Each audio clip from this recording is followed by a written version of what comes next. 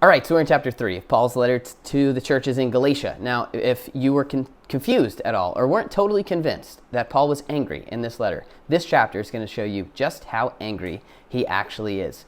In chapter 1 and 2, he builds his argument for his credibility. He talks about how he has the stamp of approval from Jesus' inner circle and how he's been so adamant and consistent with the way that he's taught. This whole idea that you don't have to obey traditional Jewish practices, the law, circumcision, like paying attention to certain calendar days. He's like, you don't have to do that. You're free from the law, from the Torah. And he's like, I've been sticking to this teaching from the start. In fact, I even confronted Peter when he drifted from it. So now he redirects his attention back to the Galatians. He starts out in verse 1. He's like, you foolish Galatians, you're foolish.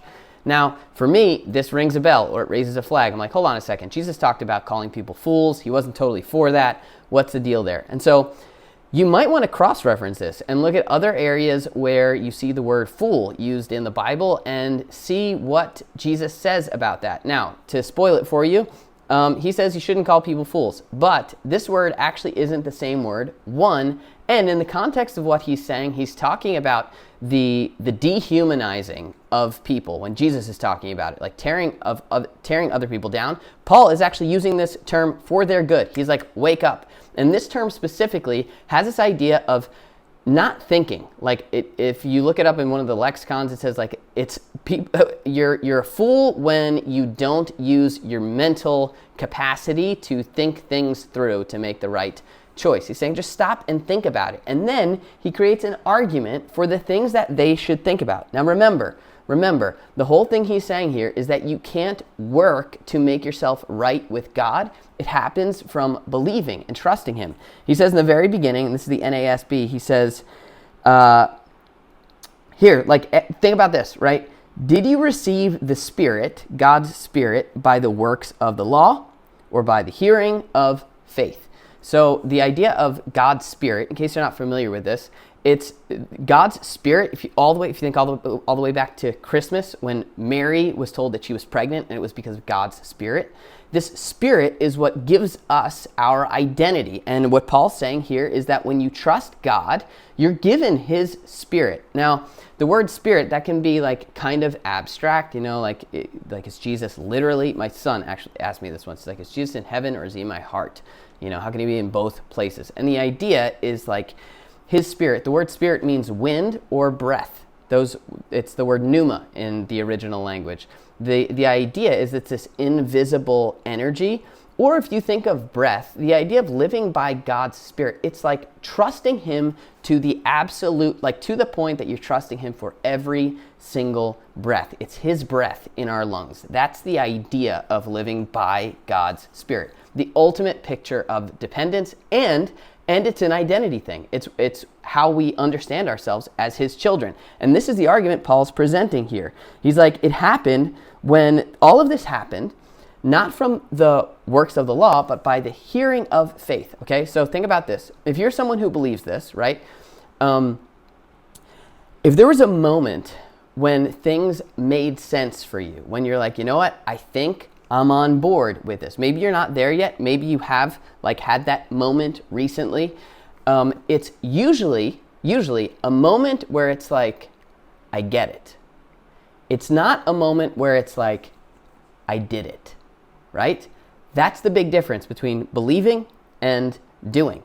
Paul's like, yeah, when this clicked for you, was it like, I finished the task, I finally did it, now I'm good enough for God? Or was it a moment, maybe it was by yourself, maybe it was in a church setting, maybe it was listening to something where it clicked? Was it I get it, I believe it, faith, or I did it, working, acts, deeds? He's saying it's an I get it. It's a believing of faith. And he's like, so continue that way. Continue to live from that place of trusting God.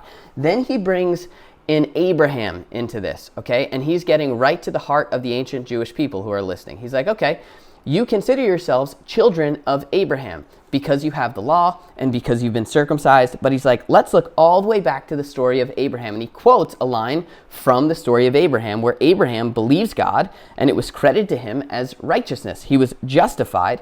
He was made right with God by believing, not by doing. So he's like, okay, so the real children of Abraham Abraham are people who believe, not people who do. Even all the way back then with Abraham, it was always about believing. If you're someone who's like, okay, what about the people who came before Jesus? Here's the answer. It was always, always, always about faith. That's a big, big deal. And Paul says in verse 11, the righteous will live by faith. Those who are justified are those who are living by faith, by trusting in God. Then he talks about this curse, and that's a reference, I mentioned this on day one, I think. It's a reference to Genesis, where there's the brokenness of the human race. There's this curse, and Jesus has come to fix this by becoming a curse. And he's like, look, cursed is everyone who hangs on the tree. He's talking about the cross. He's like, Jesus became a curse for us so that we could be free and not have to live by working for God. So he really spends a lot of time here in the next several verses talking about what makes you a child of God, and he's using Abraham as an example. He talks about a promise that was made, a promise that you believe, not a to-do list that he was given. And then he points out the fact that Abraham came before the law was even around. The law came through Moses. Moses was after Abraham. So he's like, if it was all about the law, then what about Abraham, right? It was always, always, always about believing. So he says at the end of verse 29, if you belong to Christ, then you're Abraham's descendants, heirs according to the promise, not according to the law. You're all sons and daughters of God through faith, through trusting in him. Okay, so that's a big deal. Now, maybe the thing on your radar right now is not like, okay, should I obey the ancient Jewish law? But the principle still applies. We are constantly drifting toward, I've got to do the right thing to be made right with God. And we tend to look at other people the same way. Like, they don't do the right thing as much as I do the right thing.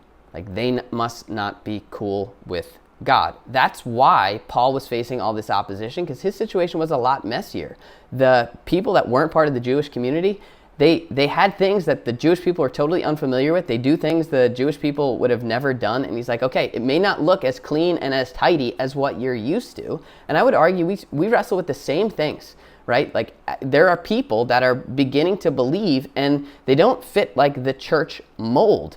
And I think Paul would say to us, look, it's not about doing, it's about trusting. And as you trust God, things begin to change. So make sure, again, this is really just a reminder of yesterday, make sure your motive is always trusting God. I'm doing this because I trust God, not I'm doing this because it's the right thing to do and God's going to be happy with me if I do the right thing. It's not about the works, it's about faith, trusting. All right, that's chapter 3. There's a lot going on there, but it's good stuff. See you tomorrow for chapter 4.